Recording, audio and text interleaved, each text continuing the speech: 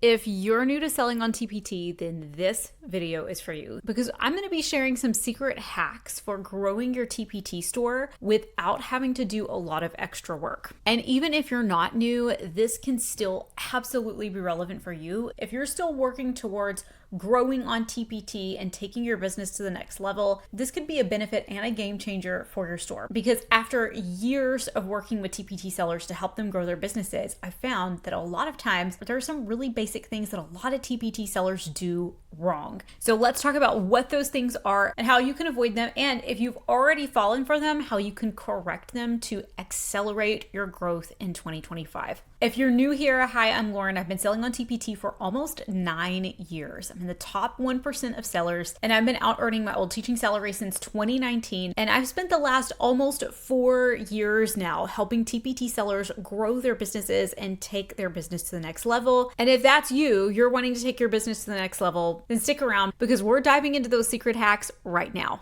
Hack number one of the biggest mistakes that I see sellers make, and it's not necessarily like a mistake, it's just a missed opportunity. And I see sellers make this all the time, particularly in ELAR, primary grades, history, things like that, is when you have a resource that could overlap and work for multiple grade levels. A lot of times they'll try to list the resource as being ideal for multiple grade levels. Now, there are a couple of problems with this. The first problem is you can only tag up to 4 grade levels without getting penalized in search. So you can either choose up to 4 grade levels, even if your resource might truly be suitable for more than 4 grade levels, or you can tag just the 4 grade levels, or you can say not grade specific. For the vast majority of sellers though, there really is an audience that your resource is best suited for. Even if it's an ELAR resource or a primary grades resource or something that students review over and over again throughout the years, there's usually 1 or maybe 2 specific grades that it's going to be best suitable for. And then maybe it could also be appropriate for a grade below or a grade or 2 above. But here's the thing. By creating a resource that is suitable for multiple grade levels, you're really not casting out a wider net. You're actually probably narrowing your net down quite a bit. Because when it comes to keywords that I can use in my title, I'm really only limited to 80 characters. So if I'm going to use all 80 characters for new sellers, many times some of those 80 characters are going to be dedicated towards grade levels like 3rd grade, 4th grade, 5th grade. Well, if I have to put all of those grade levels on there, I'm eating into the number of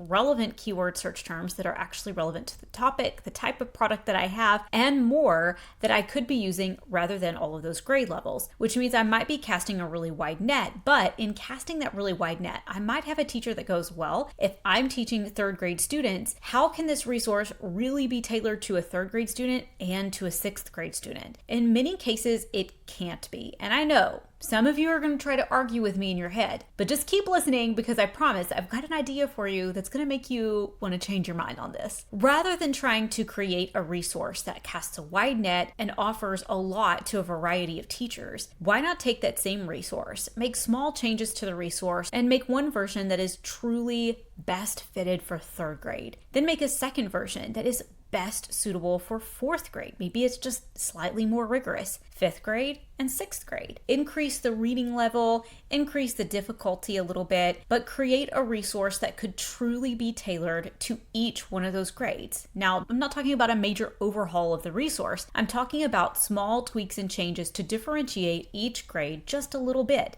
What this is going to do is that rather than having one resource that is going to cast a wide net and potentially alienate a lot of your buyers who might come and look at it and say, oh, well, I'm a 6th grade teacher. I'm not going to buy something if it's appropriate for 3rd grade, and making them feel like, is this really suitable for 6th graders? Rather than making them question that, just create a version for each one. Now, instead of one product showing up for one set of search results, I have 4 products that are showing up for 4 different set of search results. So now I have 4 resources that are out there casting a much wider net than that one resource ever could. Now, is there the potential that individually those 4 resources may not get the same amount of traffic as that one resource? Yeah, there's that potential. But overall, you're going to find for the vast majority of people, if you split one resource into 4 products that are perfectly tailored for a different grade level, you put that grade level on the cover, and so it's going to catch that 3rd grade teacher's eye, or it's going to catch that 6th grade teacher's eye, because they're going to realize this was made specifically for my students. You're able to put the grade level on the cover. You're able to really pinpoint, hey, these are the specific standards that are covered here, and you're able to whittle it down to just one grade. Then you're going to find that cumulatively, those 4 resources are going to bring in more views, more traffic, and probably much more earnings than the one resource ever could alone. Now, this hack is not only great for helping you get more eyes on your products and more visibility within your store by multiplying the number of product listings that you have with small tweaks and changes. Again, we're not listing the same resource multiple times and just putting a different cover on it. You do need to have differences between each product. It would be against TPT's terms of use to take the same product, list it 4 times, each with a different cover, but have the same product on the inside. You do need to make some tweaks and changes to it, but for a small amount of effort,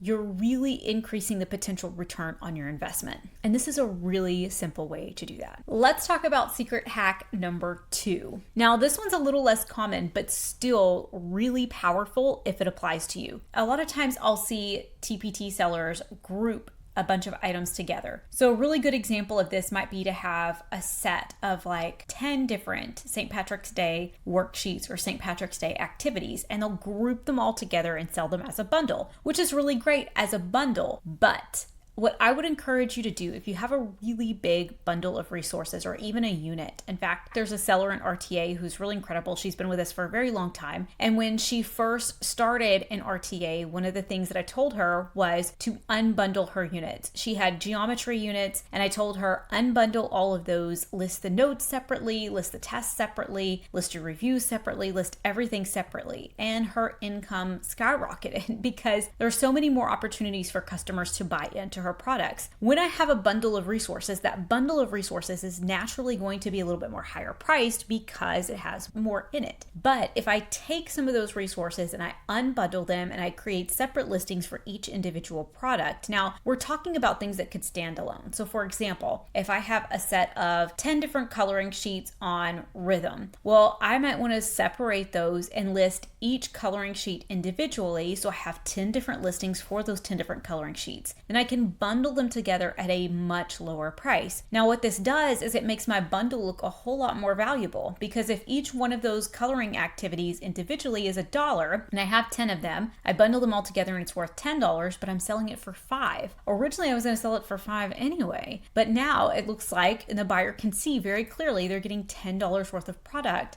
at a 50% discount when they purchase everything together in the bundle. And I now have 10 different individual listings leading to that one larger $5 bundle. So I am increasing the odds that I'm going to be able to drive traffic to that higher listing. And for someone who isn't quite ready to spend $5, $10, $20 on one of those higher ticket bundles or those units, they have a much lower cost buy-in so that they can try your resource, they can test your product, and they can assess the quality of your work without having to spend very much money. Again, this works for all kinds of things. It works for bundles, it works for units. Just take a look at what's in your store. If you have resources that maybe aren't doing well all bundled together and you have the option to unbundle them, yes, you're going to have to create covers and previews for each individual listing, and that might be a little bit of a pain, but you're able to literally multiply the number of products that you have in your store just by unbundling them and create so many more opportunities for buyers to find you. Hack number 3, you can collaborate with other TPT sellers to help drive traffic to your products. I've done this before whenever I didn't have a strong Instagram presence. In fact, I still don't have a strong Instagram presence for my math store, but I had a strong email list. And so I bartered with other TPT sellers who had a strong math presence on Instagram, social media, and told them, you share my product with your social media following, and I'll share one of your products with my email list and we trade it out. You could also do something like a round robin where you each take turns, pick 4 or 5 different people on social media or in a blog, and you can each take turns trading with each other to give a shout out or to talk about each other's products in a way that's natural and conversational and doesn't sound like a giant sales pitch. This can help bring more awareness to your store, bring more awareness to your brand, and bring more traffic to your products. Another way that you can do this is by trading with, say, a blog collab. You can do a collaborative blog or a blog hop. If you have a blog, each person would write a blog post that leads to their product line. So let's say you have 5 sellers. Each one of you has written a different blog about your product line, or maybe some tips and tricks that leads to your product line or even leads to an email opt-in. And then you create one blog post where there's a short description and a link to each of the individual 5 blog posts. And you guys all share out, send emails, share on social media, even send a note to your TPT followers, linking to that one main blog post that links to all 5. So now you're getting a lot more traffic to your blog, and then sending out from your blog, sending more traffic to your TPT store. And the great thing about a blog is that it lives there forever. You would be surprised at how many TPT sellers are eager to collaborate with other sellers, and regardless of the size of their account. So many sellers want to be included in these types of collaborations, and they don't know where to start. So finding some different sellers that you can reach out to